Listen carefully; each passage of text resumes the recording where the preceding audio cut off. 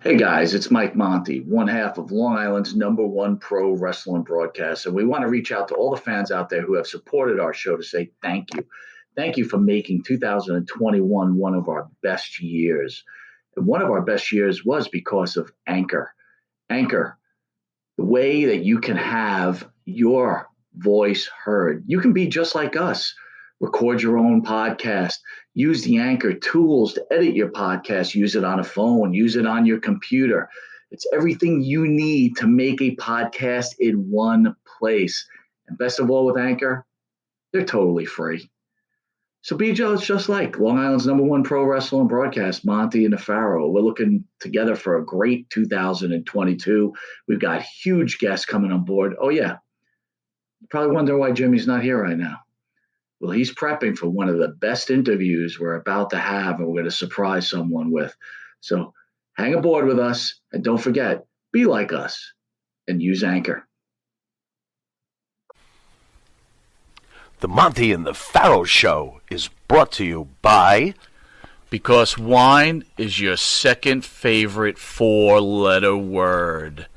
California wine, New York attitude. Good fucking wine. Yeah. You need a body shop?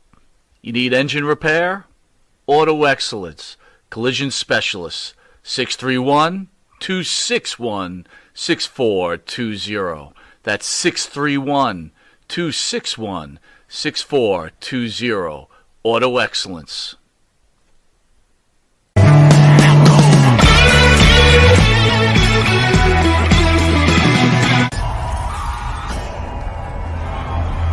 I think 24.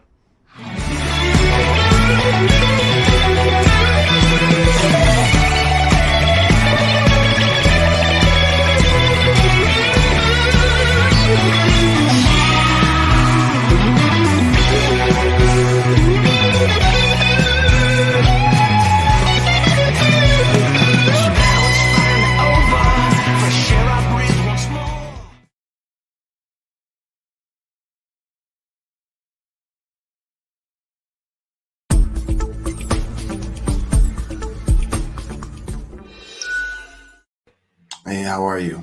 This is my third attempt at doing the show with you, for you. I'm very grateful for the response. I'm enjoying it very much. I'm trying my best to grow. My career in Mexico is on a major upswing, 100% away from wrestling. I'm about to do 2 television shows down here. Great stuff. And as soon as I'm allowed to talk about that in public, I will. The tequila product that I'm involved with, you can see the logo right there, Tezcazul. It's on sale in the United States, and it's definitely on sale down here. That's going to be a major part of everything that's going on as far as live events for us down here. Things are just great. So this version of this program in English is kind of catching steam, and I really appreciate it.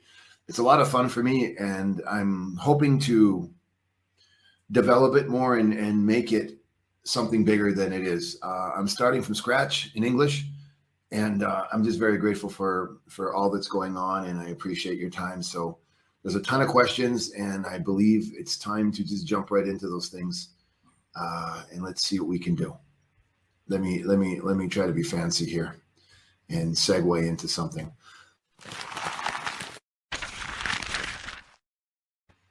How about that? As soon as I get it together and I learn how to use my Stream Deck, where I can just have it here in front of me and make those transitions and stuff, make it cooler.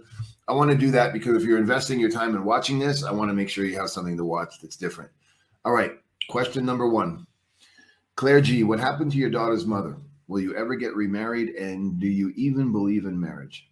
Well, my daughter's mother is awesome. We're great friends. She has a very successful business down here. She's a therapist. She uses astrology and reads cards, and she's a yogi. So she's very advanced in her art, and we're great as friends. You know what I mean? Will I ever get married again? No, that's just not who I am. It's not in my cards. I'm on my own journey, spiritual journey, ritual magic and all that kind of stuff. I've been practicing a ritual of celibacy. I'm going on my 5th year. So that's pretty extreme, but it's really a personal journey as far as a certain type of magic that I'm involved in, and I really enjoy it and I love it, and it's great. So that's just kind of what's going on there. Do I believe in marriage? I was raised a Catholic, Greek Orthodox. So the romantic notion of marriage and a family was kind of something I grew up with. So I have that image in me. My marriage didn't work because my ex-wife married the wrong person, which was me. And she was very brave to leave that marriage. And it was the best thing for her to do. I suffered a lot. It destroyed me for a long, long time. But it was probably the greatest thing, the greatest gift of love she ever gave me was let me also find my journey. And I'm much better off alone. And I'm grateful for that. But the experience of being married was incredible. Forgive me, I don't mean to do that on camera, but it just happens. Do I believe in it? Yes, I believe it's made for some people. Whatever, unfortunately, because of the internet and everybody having an opinion and everybody being so self-righteous, I think that it's taking away from the romantic concept I have of it. But I do believe if you find your partner and that means something to the both of you, that commitment, that word, that piece of paper, I think it's an essential part of growing. And why not? If it works for you and it makes you feel good, of course. It doesn't necessarily work for everybody else, but you're not marrying those people who don't agree with you. So I wouldn't even pay attention to them. But do I believe in it? Yeah, for sure. For some people, 100%. Stu from Tennessee, I believe. What are your feelings on the defunding of the police and thoughts on Joe Biden? I think it's wrong to defund the police because it's another thing that we're being manipulated by. And if you're into conspiracy theories or you want the truth, again, unfortunately, the United States media, Canadian media, everybody knows more than everybody else, and everybody's right and everybody else is wrong. And their opinion is the only one that matters.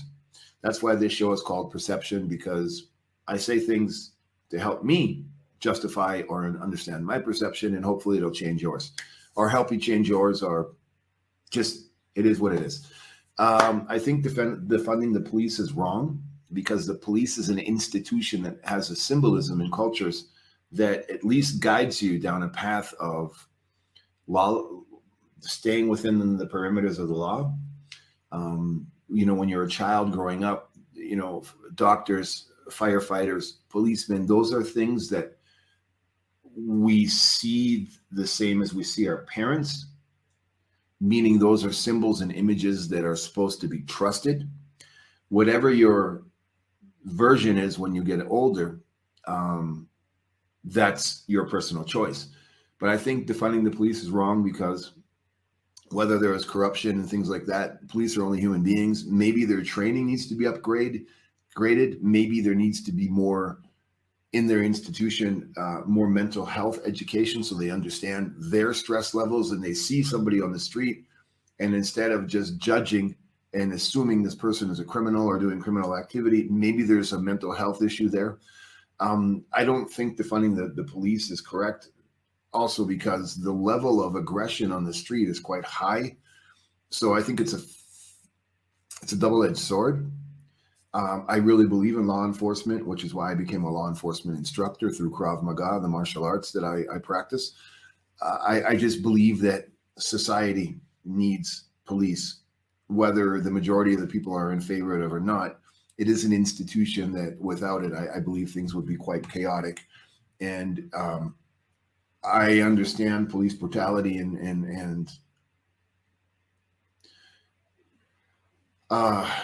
the judgmental behavior that goes on, but there is also a lot of good that's done. There's a lot of pedophiles out there. There's a lot of sexual assaults that happen. Women are being abused, and you just can't have wandering bands of vigilantes. Also, that I also believe in.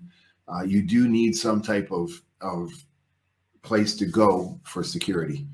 So that's just my personal opinion. I don't really want to get too deep into it.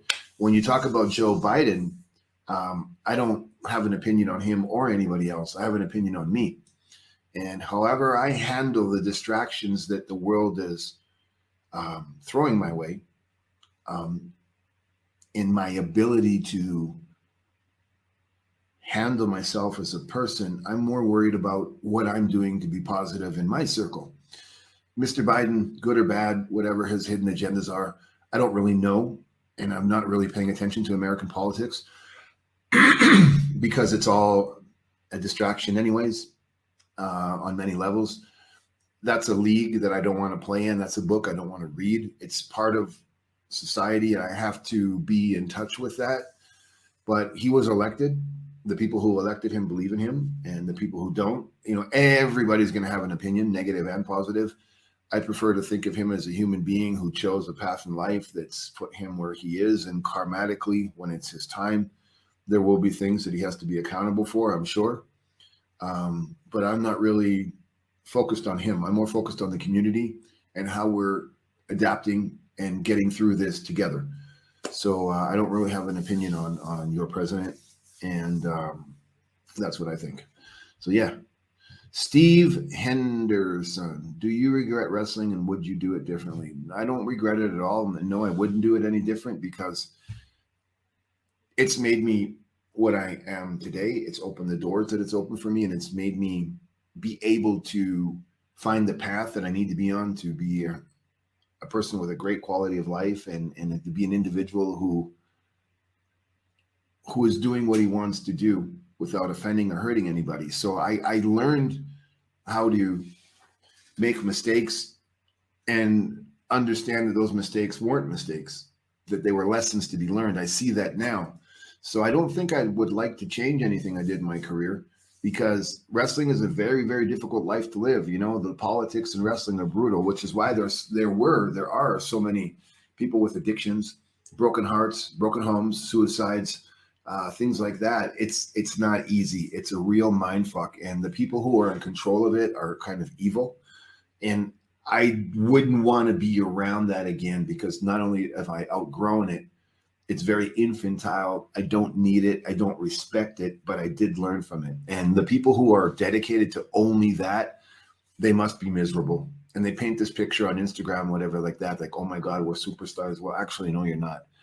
You're actors in a company on television, and your time is very limited, and you all are emotional to get there. But as soon as they let you go, it's their fault. It's their fault. They don't know. They didn't care. They didn't care. Well, evidently, you have a part in that as well. If you were what they were looking for to fill a role, then you would still be there. I just don't understand why people on the outside, or people who are let go, or people who get there and think they deserve to be there and they're the greatest thing that ever happened to sports entertainment, become bitter once they're no longer welcome. I don't want to be around that at all. So that's why I would like to keep things the way that I did. I'm very proud of who I am today because of the mistakes I made in my past. Does that make sense? But thank you for the question. Dr. Z, can you tell the story of the day you found out you had dementia? I can't fucking remember what I did 10 minutes ago, and you want me to tell you something that happened 10 years ago? Okay. I don't have dementia. I am in the first stages of having full-blown Alzheimer's when I become more advanced in age. When I found out, when I was diagnosed, I was very relieved, because at least I knew who I was fighting. I was addicted to pain meds and things like that because nobody knew my condition. I was taking all these kind of antidepressants and every other drug under the planet. I was 345 pounds. I'm 196 right now. So I was dying. So because I was in war, but I didn't know who the enemy was. Once I got diagnosed, it was a relief because at least I knew my opponent. Nutritionally, spiritually, and mentally, even physically, I'm doing every single thing I can to understand and adapt who I need to be today to have a quality of life, to not let that affect me. So even though I'm in those stages of Alzheimer's, and I literally don't remember what I did an hour ago. There's absolutely no way. I had one of the best radio shows of my life last night, and I don't remember it, but I know I did it. So what I had to do was accept the fact that I'm different, and I have this obstacle in my life that everybody calls a sickness, but I don't look at it that way, and I'm cool with it.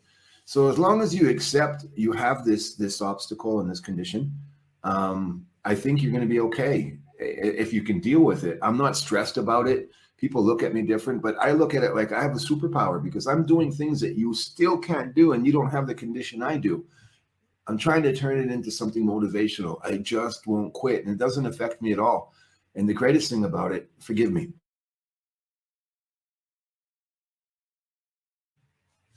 I get this. I got this thing. I just don't know what it is. I absolutely am a fanatic for PlayStation, just a fanatic. And I got the new Call of Duty, and I can play it over and over and over and over and over again. And even though I use it for memory work because it's repetitive, it's new every single time. I have certain books that I absolutely love that I reread because even though I know I read it, I get something new out of it each time. And I probably don't remember it, but I know my subconscious has retained all this stuff. So I'm completely cool. I'm good. I'm good. And yeah, I just refuse to look at it like, oh my God, poor him. What are you talking about? I'm awesome. Pablo, what do you do to stop being angry? And how do you control it? Well, I learned how to not let anything make me angry. And I have taken if you want different results, you need to ask different questions or do different things. So pro wrestling was something that made me very angry because of the stupid people that are running the companies. So what did I do? I stopped hanging around those people, and I stopped putting myself in a position where they were able to dictate what I wanted to do creatively. So how do I stop being angry? I just stopped putting myself in positions or around people who provoke that sensation in me. And at the same time, through my studies in spirituality, I understood my ego, and I don't give anybody the opportunity or the privilege to make me upset, sad, or angry. I just refuse to. I'm in control of my emotions because I analyze things before I react. I listen to understand. No, I listen to overstand, not to respond. So I really realize that most people are lost, and I can see that they're being led by emotion in their interaction with me. So I need to be smarter, and I put my magic practices in play on every conversation that I have. I also am very, very careful with the words I use when I'm in a conversation. I rarely start a conversation. I usually let people come at me so I can kind of see where they want to go with things. And I am calm constantly. So that's kind of how I do it. Can you tell me the story of healing when you saw Sting at the convention? Yeah, that was a huge moment for me because I have heard things that Sting has said about me over the years. And I thought, how much of that is really true? And probably a lot. And at the same time, I realized that if there's any resentment on his part, I probably caused it. So once I accepted that, I also realized that I've said some things sarcastically over the years. And it's like, it was so wrong of me. It was really wrong, regardless of what Sting thought, said, or did. If it wasn't for Sting, I wouldn't be remembered for my very short career in WCW. I had a career way before I went to WCW and evidently way after. But the time there, it's an iconic moment in the last 2 to 3 decades of sports entertainment, the Vampiro Sting feud or the Sting Vampiro feud. And I'm so grateful to him for everything that he did to me and for me, because if it wasn't for him, I wouldn't have had that push. So when I saw that we were going to be on the same convention together, I literally stood at the door. I didn't even really pay attention to why I was there. And I stood at the door, and when he came in, he saw me right away, and I extended my hand and I said, I really need to say this to you. And people were listening. I said, I don't care who hears this. It's on my heart, and I need to talk to you. And he listened to what I had to say, and I think he was blown away because he wasn't expecting it. And I was just very honest, open, and apologetic, and I was sincere. And I explained to him that even though I have the Alzheimer's thing, I remember certain things that have marked my life. And one time he took the time in the dressing room to speak to me about Christ and things like that, because he was going through his own stuff. And I said, you're not going to remember this, but I remember, if there's anything I remember from our time together, it was that conversation. And I went on and on about it. He gave me a huge hug and he said, we're great. And I said, Sting, I have a small collection of things that I'm leaving for my daughter when I'm not here anymore. And I had a picture of him and I said, can you please sign this for me? He was stunned and he wrote some scripture on it. And it was a very emotional moment for me, because I've apologized and made up for a lot of things I've done in my past, but there are certain people that I haven't been able to do that with, and he is one of them. So it was a great moment for me, and I'm very grateful he offered me the opportunity to do so. So that's that story. Alex from Beaufort, how many languages do you speak? Is it too late to learn a new language? Well, let's talk about what is a language to you. I'm going to give it to you from my version of a ritual magician. It's never too late to learn anything. And if you go back in time and you look at the Tower of Babel and things like that, the human race all spoke one language at one time. There is a story, an urban legend, that the gods, angels, were really jealous of the human race. So the good angels started creating different tribes throughout the world where symbols and certain, if you listen to Italian, Spanish from Spain and Spanish from Mexico, it's pretty similar as an example, that you can kind of pick things out. The reason that happened was so that they would confuse the gods, but they would still be able to kind of understand each other. So the gods at that time wouldn't be jealous anymore. So it's a really great story and I love it. How many languages do I speak? Well, vocabulary, I speak so-so Italian and very good Spanish and English. But the language of the universe, which is communication through emotion, through the look in your eyes, through the tone of your voice, through body language, through leading by example with actions. That's a language that is international, interspatial, intergalactical, whatever you want to say. That's my favorite and greatest language to speak, because I can go to Australia, I can go to Japan, I can go to China, Hong Kong, Guatemala, I can go anywhere in the world. And with a smile, a look in the eyes, a handshake, body language, a hug, I can communicate with anybody. And so can you. You just have to understand that speaking different languages, Japanese, Chinese, Italian, French, English, there's sounds. The way that your muscle memory works and the way that your brain is trained, it's like a punching combination.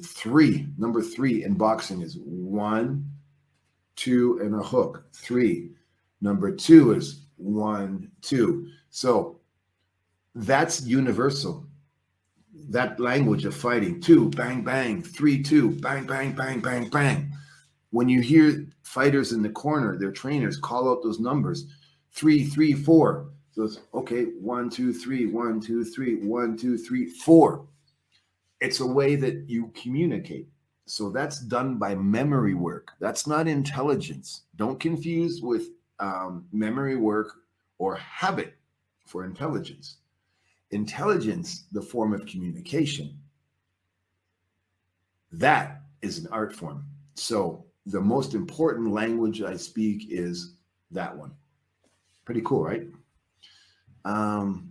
What do you do to protect yourself from COVID? Do you believe this will ever go away? I don't know. I mean, will it go away? It's been here since the beginning of time. They just changed the name and the scenario, and it comes and goes every couple of years, right? This thing, am I certain that it's man-made? 100%. Do I need to get into that right now and have a debate with you? Absolutely not. That's not what this is about. Again, this is my therapy. My studies are pretty deep. My circle, my pool of information, the people that I'm involved with, it's serious. Some of it's dangerous. I can say certain things and I can't. Certain things you need to see to believe, and then you make your own decision why this is called perception. So I truly think that COVID is a distraction. It's a play. It's for what's to come, to see how we're reacting, how we control it, what happens, what comes and goes. You need to look every time in the world something is happening here. There's an arrest, or right now the big thing in the news is those stupid Canadians who went to Cancun and were fucked up on the airplane, and right in the middle of the pandemic, smoking dope, drinking, fucking around, taking their masks off on a flight. That's a sensation, and the whole world is talking about it. And the Canadian Prime Minister is not letting them back in the country, and all the airlines are not selling them tickets. Is that truly world news? Is that truly world news? Now look at that, and then look what's happening in other places in the world that's not getting mainstream media. The war in Kazakhstan, for example. Their president went on the news yesterday, and he said, I gave the shoot to kill without warning order. Annihilation. So that's a distraction. So what do we need so that we don't pay attention to that? More COVID. So how do I protect myself from COVID? Well, I'm a vegan. I eat very healthy. My mindset is awesome. I meditate many hours a day. I'm constantly in the right state of mind, and my body is in the right frequency constantly. So my immune system, both physically, mentally, and definitely spiritually, is very, very, very protected. And I refuse to watch the American and Canadian news. I refuse to watch any of it because that fucking is cancerous. That's heroin. That just will fuck you up. So that's how I stay away from it. And I haven't had it. And I do tons of social work. I'm in the streets. I'm dealing with lower income areas in Mexico where nobody's protected.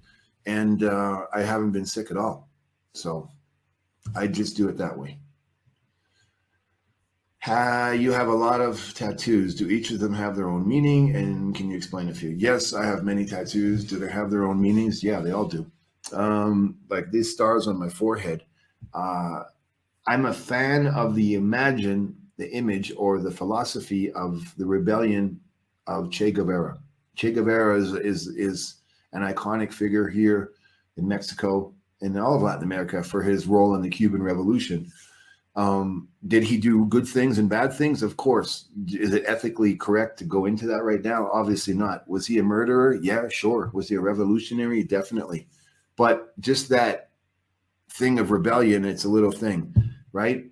It's one of the meanings behind that. Of course, the star, it's another part of the universe, and I'm just into that. Plus, it looks really cool. And the Star of David, which was actually an alien spaceship, but we'll talk about that another time. So anything to do with that, that's what those are there for. I have a cross right here, for example, under my eye, because the cross for me is a symbol because of my religion, my faith, and the way I was brought up of hope and commitment and humility. So I have it right there on my face so that every time I look in the mirror, I do not forget to say thank you to my creator for the opportunity to still be alive. I have the Guardian Angels logo on my hand because, the Guardian Angels. I have my wrists, like my hands were cut off and sewn back on, in tribute to Frankenstein. This one, I don't think you can see it. Yeah, you can kind of see it. This guy, you can see a skull with a hat and a leather jacket. That's a World War II fighter pilot. That was the original Hells Angels. Those were the original Rockabilly Rebels. So I got that when I was like 13. It's kind of faded now, but it was one of my favorites and first tattoos. And it's too sad for me that it's kind of fading, but it's also very cool because I've had it almost all my life. So that one's there. When I saw the Stray Cats on TV when I was 13, I went the next day and got a tattoo because Brian Setzer and Slim Jim Phantom had tattoos, and I just thought Rockabilly was the coolest thing. Rockabilly. So yeah, I got that one. I got that LAMF, Like a Motherfucker. It's a very important album title from Johnny Thunders and the Heartbreakers because that era of music, that band, that sleazy rock and roll was pre-Hanoi Rocks, pre-Guns N' Roses, right around the time of the Ramones, Teenage Head, New York Dolls, that kind of rock and roll. That really was a big, huge moment in my life. So Like a Motherfucker is a big thing for me. I got that, BLS, Black Label Society. I'm a major fan of Zakk Wylde and his philosophies in the band. So, and I'm part of the crew. So I got that. So those are some of them. Yeah. How's that? Okay, that was that one. Let's see. Do you still play music? And if you do, how do you remember the chords and lyrics? What do you think of today's music? Any favorite artists presently? I got a lot of bands that I listen to, especially being on the radio. Well, there you go. I had a really bad experience in wrestling. Somebody fucked up and destroyed the tendons in this part of these fingers in this hand. So I can't play chords like I used to. My fingers, it just doesn't work. The hand is deformed. But in saying that, I was never a great guitar player anyways. I just like to make really loud, fast noise, and I love the Ramones. So my playing is that kind of playing. Green Day, the Ramones, Chuck Berry, that kind of stuff. The last band, one band I tried I was a singer in Las Vegas, and I was really at the height of my sickness. And I had an iPad, and I used to put it on the front of the stage, and I used to put the words right there so I would forget the words. And the band was really getting frustrated with me, but I was dealing with severe mental health. So I forgot everything, and that didn't work for me. So that was a difficult experience. But of the bands I like and the music I play, I'm kind of okay with it for some reason. Now, I bought this guitar for therapy, and a lot of traditional rock and roll people say it's cheating, but I don't really give a fuck. It's to help my mind, and I love rock and roll. So it's a great guitar, and it has this system. The company is called Frets a Lot. So let me turn it on. You can see what I'm talking about. So what it does is it lights up. You can see the lights moving. Pretty cool, right? So I put in a song, like it has an app or chord structures, and let me see if I can turn it on so you can see how it works. Frets a Lot. And what it does is it lights up where I got to put my fingers. It's pretty simple.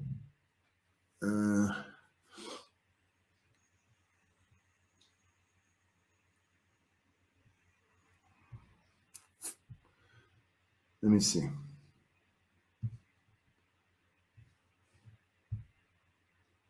Welcome to our brand new 21 lesson player study where we talk about the amazing Angus Young. I'm not sure if anything will come up.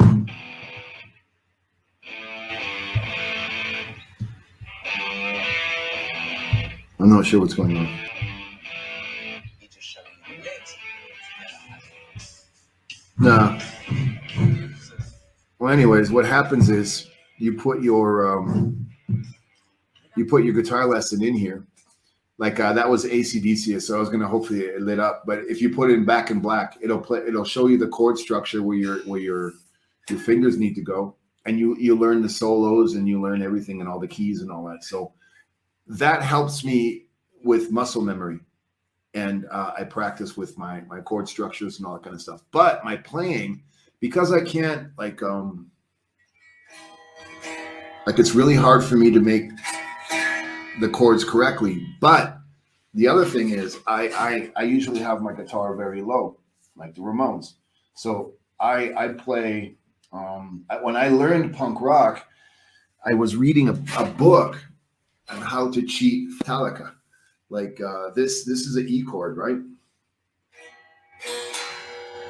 But instead of using 4 fingers, if I just took 1 finger and I covered all the strings except the E,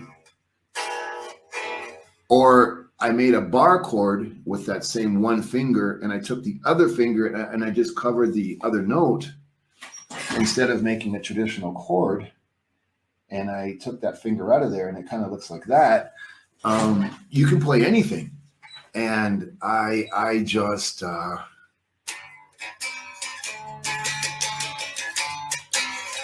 you can play any song you want. So all of the Ramones are, if you just learn that little trick, all the Misfits,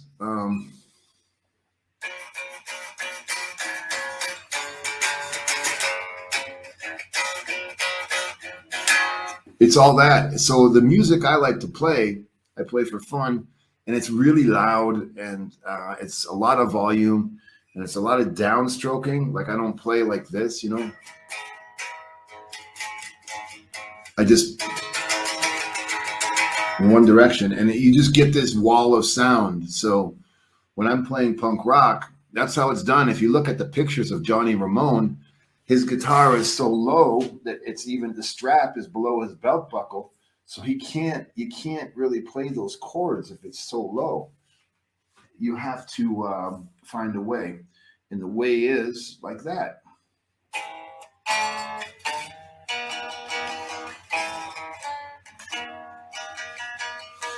So that's what I do for guitar. And the company is called Fret Zelot, Z or Z-E-L-O-T.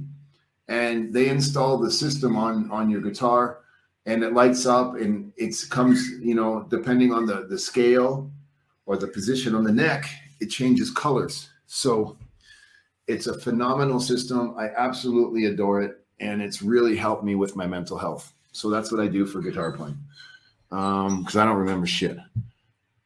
Who did you idolize growing up? I think I idolized scenarios or stories more than an individual. Punk rock as a movement, the ideology behind the New York scene and the England scene. I was into the scene. Bram Stoker, he was somebody I idolized, or the character Dracula in the story. So I was more influenced by a story or an urban legend than an actual individual. Do you fear death? If not, what is your biggest fear? I don't have any fear of anything. And the reason is because I've already done everything, and I've crashed into the wall more than once. So I don't have room for fear. And the reason I don't have room for fear is because if I work 9-10 hours a day, and I sleep 6 hours a day, and then I spend 4 hours a day eating, moving around, that's 20 hours. That leaves me 4 more hours in the day. Of those 4 hours, I need to motivate. I need to study. I need to learn. I need to be a father. I need to be a leader. I need to be a businessman. There is no room to be afraid, be negative, to fight, or be a fucking stooge and get into arguments with everybody. So I'm very aware of the most important currency I have, and that's time. And I'm not going to spend it on something that doesn't have any value. Do I fear death? Absolutely not.